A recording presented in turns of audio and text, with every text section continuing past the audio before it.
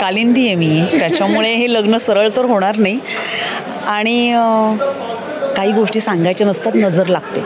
नमस्कार, मी मधुरा शिधाय आणि कलाकृती मिळार तुम्हा सगळ्यांचं मनापासून स्वागत आहे. नवरी मिळे हिटलरला मालिका सध्या लोकप्रियतेच्या शिखरावर आहे आणि या मालिकेत सध्याचा जो ट्रॅक चालू आहे लग्न सोहळ्याचा, तुमचा लाडका ट्रॅक, त्यानिमित्ताने आज मी सेटवरती आले आणि त्यानिमित्ताने माझ्याबरोबर आहेत आपल्या सगळ्यांच्या लाडक्या मालिकेमधल्या कालिंदी म्हणजेच शीतल क्षीरसागर. नमस्कार मॅडम. नमस्कार. खूप छान दिसतंय.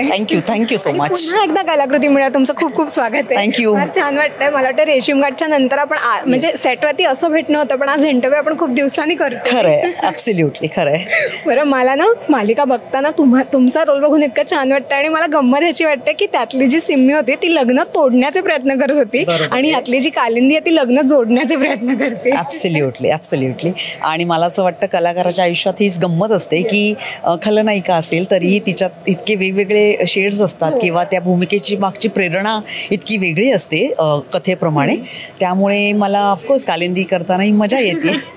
पण आता मालिका सुरू होऊन इतके दिवस झालेत, इतक्या छान लोकांचा प्रतिसाद मिळतोय, पण मला त्या पहिल्या दिवसाकडे जायला आवडेल, थोडंसं मागे जाऊन. पहिला आलेला तो फोन कॉल किंवा या रोलसाठी तुम्हाला दिलेलं पहिलं ब्रीफ, काय बोलणं झालं होतं? पहिला कॉल मला मनालीच आला होता, जी माझी तुझी रेशीमघाटमध्ये सुद्धा आमची शेड्युलर होती आणि तिने असं सांगितलं की एक मालिका करतोय आपण, त्यातला एका महत्त्वपूर्ण रोलसाठी तुमच्या नावाचा विचार होतोय.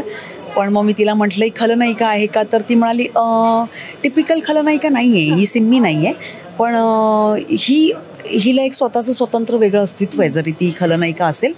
पण ही मुख्यतः आई आहे आणि सामान्य घरातली आई आहे आणि जिच्यावर डोक्यावर कर्ज आहे आणि तरी तिला त्या सगळ्या मध्यमवर्गीय परिस्थितीतून तिला मात करत मुलीचं लग्न करायचं आहे. शिवाय तिचं स्वतःचं दुसरं लग्न झालं, म्हणजे काय म्हणूया, ती एका बिजवराशी लग्न झालं आणि त्याच्यामुळे तिला ती खंत आयुष्यात की तिला सगळं सेकंड हँड मिळालं.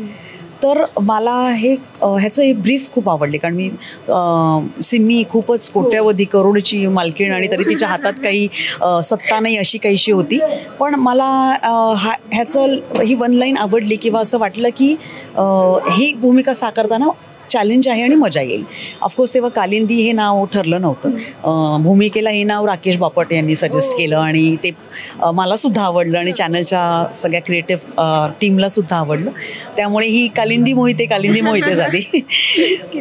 सो येस, पहिला फोन कॉल तो होता आणि मग सरांनी आमचं एकत्र वाचन घेतलं होतं याच्यासाठी. सो तो माझा सेटवरचा पहिला दिवस होता जिथे मी एक म्हणजे शीतलमधून आता मला कालिंदीकडे जायचं होतं किंवा सिम्मीचा जो एक ऑरा होता आणि जो अजूनही आहे, पण तो तोडण्यासाठी म्हणून थोडंसं एक वेगळं आव्हान घेऊन किंवा तीच धाकधूक, तेच पोटामध्ये असे आपण म्हणतो बटरफ्लाईज, ते सगळं धडधड घेऊनच मी त्या वाचनाला गेले होते. आणि ऑफकोर्स चंदू सरांचं कलाकारांशी बोलणं हे इतकं वेगळ्या पातळीवर समृद्ध करणारं असतं की पहिल्या दिवशीच मला कालिंदीचे अनेक गुणविशेष किंवा ती मला दिसली, म्हणजे शाब्दिक तिचं एक जे चित्र होतं ते मला दिसलं. आणि मग सरांशी बोलल्यानंतर आत्ता ही जी कालिंदी तुम्हाला सगळ्यांना आवडते किंवा काय म्हणूया, तुम्ही तिला शिव्या देताय तर हे सगळं त्याची प्रोसेस ही त्या दिवशी सुरू झाली.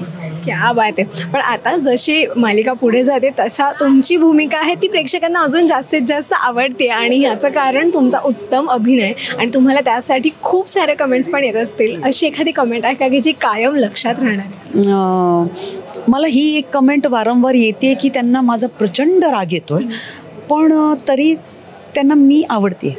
आणि मला असं वाटतं की ती कालिंदी ही कितीही काय म्हणूया दुष्ट प्रवृत्तीची वाटत असेल, पण तिचं जे मूळ तिला जे हवं आहे की मुलींचं चांगलं व्हावं, मला वाटतं ही एक आई असण्याची वैश्विक भावना आहे. म्हणजे प्रत्येक आईला जगातल्या हे वाटत असतं की मूल किती द्वाड असू देत, काही असू देत, पण त्याचं चांगलं व्हावं. तर मला वाटतं ह्या एका धाग्यामुळे कदाचित ती जरी इतकं लीलाला त्रास देत असेल, तिला मानसिकरित्या ती घायाळ करत असेल, तरीही ती लोकांना कुठेतरी आई म्हणून भावते.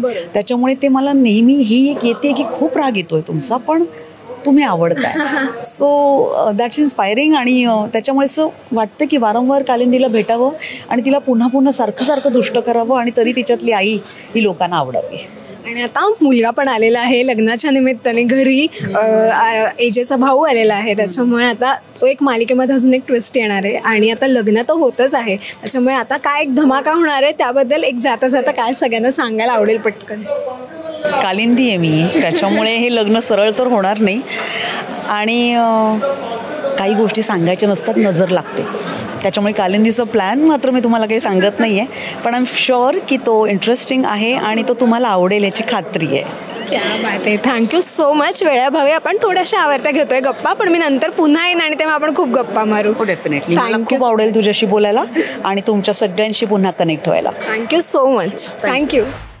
रसिका हो, कलाकृती मीडिया म्हणजे मनोरंजनाची लयलूट. मनोरंजन क्षेत्रातील किस्से व घडामोडींचा आस्वाद घेण्यासाठी कलाकृती मीडिया या यूट्यूब चॅनलला सबस्क्राईब करा आणि व्हिडिओ लाईक करा.